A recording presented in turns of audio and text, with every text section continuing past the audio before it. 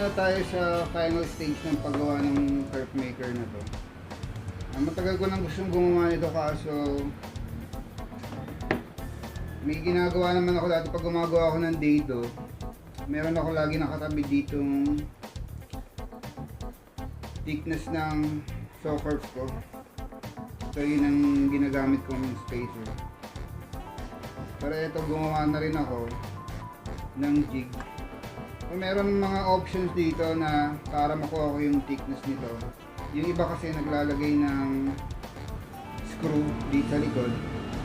Yun yung ina-adjust para sa thickness ng saw curve.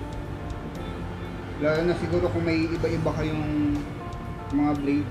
Pero ako isa lang naman kaya pwede kong gawin is ito na lang iipiting ko. Then ititrim ko to ng pantay. So meron na akong saw curve dito. Yung thickness ng saw curve ng blade ko. Or pwede ko namang itrim to. Then using this blade, padadaanin ko yung blade dito. Patatamain ko lang siya ng konti dito tsaka dito para makuha ko yung eksaktong thickness. Pero ito na lang gagawin ko. Repeating ko to,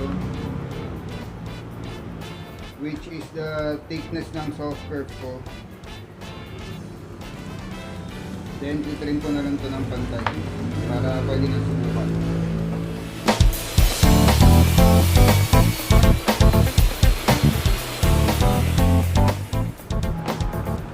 So for demonstration, ito yung scrap, gagawa tayo ng dado. Sasalpak natin ito dito.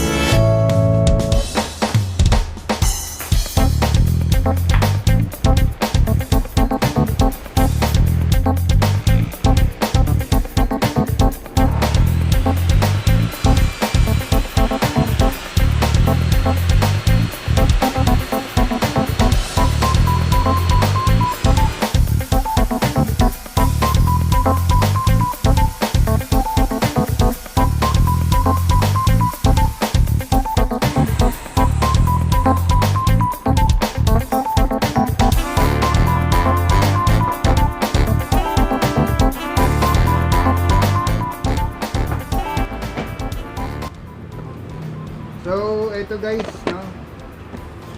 Saktong-sakto siya. Madali lang ipasok pero hindi siya natatanggal. Snug fit pa rin. So, nakakatawa kasi first try ko pa lang is okay na agad.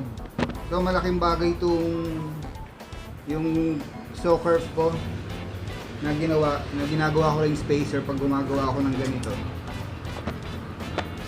Kung wala naman kayong ganito, pwedeng screw or yung kanina, padadaan nyo na lang yung blade dito para magkaroon ng eksaktong saw curve nya. So yun lang, no? Nakagawa na naman tayo ng isa pang jig para magamit sa shop. Again, thanks for watching.